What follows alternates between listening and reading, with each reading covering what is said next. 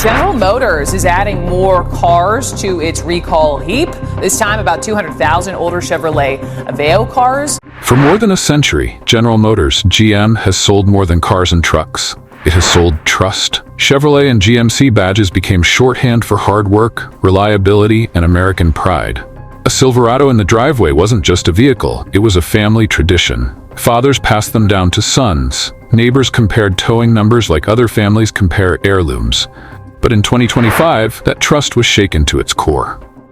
A double blow, small cars and big trucks. The trouble began quietly with a small car footnote. GM announced that about 200,000 older Chevrolet Aveo models were being recalled for a variety of safety defects. It sounded like routine maintenance, the kind of news that barely registers beyond service departments. But even as that recall made headlines, a far more explosive crisis erupted in GM's crown jewel segment: full-size pickups and SUVs. In early 2025, GM admitted that nearly 900,000 trucks and SUVs, including popular Chevrolet Silverado and GMC Sierra models, could suffer sudden engine seizures at highway speeds. What owners first saw as a recall notice was in reality a bombshell. The very engines that powered GM's profits and reputation could lock solid without warning, robbing drivers of power steering and braking at 65 miles per hour. This wasn't inconvenience, this was terror. Engines seizing at speed. Imagine cruising down the interstate, kids in the back seat, music playing, when, without a single warning light, the engine freezes. Power steering disappears, brake assist vanishes, an 18-wheeler looms in the mirror. For a split second, a family's safety depends on nothing but luck. Independent mechanics, speaking on condition of anonymity, describe the defect as a nightmare scenario baked into the production process. It wasn't a matter of routine wear or neglected oil changes. These were engines with as little as 30,000 miles, some barely out of break-in, failing catastrophically. The oil fix that wasn't. Instead of redesigning or replacing the flawed components, GM's initial remedy shocked industry veterans. Dealers were instructed to drain the factory 0W20 oil, replace it with thicker 0W40, change the filter, and install a new filler cap labeled with the updated viscosity. On paper, thicker oil creates a stronger film between moving parts. In practice, experts warn it is a band-aid on a bullet wound. Thicker oil buys time, not salvation, says Mark Peters, a former GM powertrain engineer now working as a consultant for independent shops. It may delay bearing failure, but it cannot undo microscopic damage already inside the block. The metal is already compromised. Thicker oil also carries trade-offs: reduced efficiency, poorer cold start performance, and lower fuel economy. All metrics GM had used to sell these trucks in the first place. A pattern of warnings. Documents unearthed in previous lawsuits reveal a troubling timeline. Engineers flagged machining defects at GM's St. Catharines engine plant in Ontario as early as 2021, noting that crankshaft journals and connecting rods showed surface finish irregularities measured in thousandths of an inch. That hair's width difference was enough to disrupt the delicate oil film that keeps bearings alive.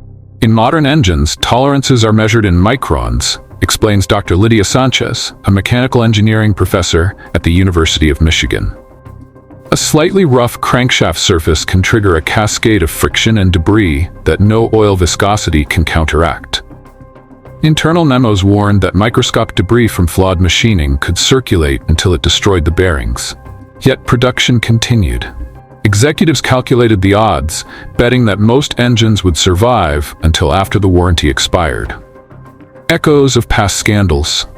This is not the first time GM has faced allegations of putting cost savings ahead of customer safety. In the 2022 Siqueiros class action, plaintiffs proved that defective piston rings caused abnormal oil consumption in GM trucks. Engineers had identified the flaw, but management approved a cheaper cleaning process rather than a full redesign. A jury awarded damages that could exceed $100 million. Industry analyst Karen Liu sees a direct connection. The oil cap recall strategy mirrors what we saw in Siqueiros. A short-term patch that protects quarterly earnings while leaving customers exposed to long-term failure. Marketing myths versus federal data. For years, GM's commercials bombarded households with images of rugged trucks conquering mountains and towing horse trailers. J.D. Power awards for dependability flashed across TV screens, reinforcing the idea of unshakable reliability. But those trophies tell only part of the story. J.D. Power rankings count problems per 100 vehicles, and a frozen infotainment screen counts the same as a seized engine. A truck can win simply because competitors performed slightly worse. In 2019, Chevrolet even had to pull an ad claiming superior reliability to Ford and Toyota after methodology questions emerged. When the National Highway Traffic Safety Administration, NHTSA, opened a preliminary investigation in January 2025, the narrative collapsed.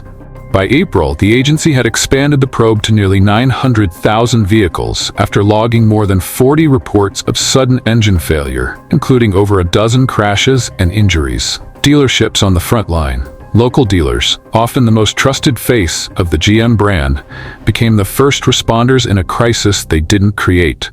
Service bays overflowed with angry customers demanding answers that technicians didn't have. Dealers were ordered to follow the oil cap bulletin while fielding questions about seized engines and delayed deliveries. "We were as blindsided as the customers," says a service manager at a Midwestern Chevrolet dealership. "All we had was thicker oil and a script. Stop sale orders froze inventory on lots, straining dealer revenue and souring customer relationships." The factory floor speaks. On the assembly lines where these engines were born, pride turned to unease. Union representatives reported growing frustration among workers who felt ethically compromised assembling parts they knew were under investigation. Some whispered about refusing to handle suspect components. While no official work stoppage occurred, the tension gave labor leaders leverage to demand greater oversight and safety guarantees. Competitors seized the moment. Ford and Toyota, GM's fiercest rivals in the truck wars, moved swiftly. Ford dealers launched conquest programs, offering cash incentives for Silverado and Sierra trade-ins. Toyota expanded its certified pre-owned program, highlighting superior reliability scores and extended warranty packages. The timing was devastating for GM.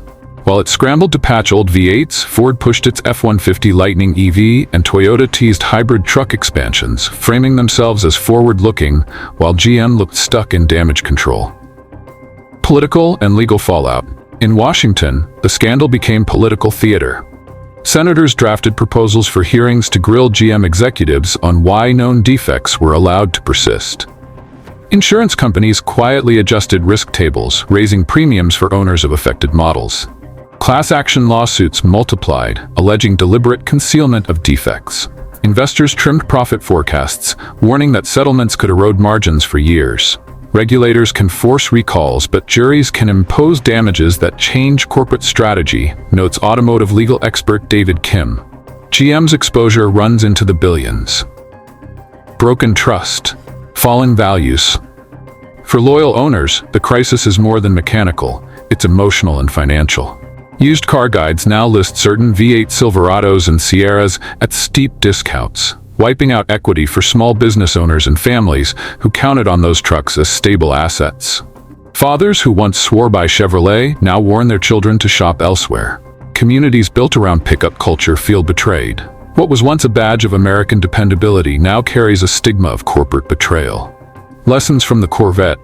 The cruelest irony? GM already knows how to build bulletproof small-block V8s. The Chevrolet Corvette's LT2 engine, a close cousin to the truck power plants, endures track abuse at 6,000 RPM without fear.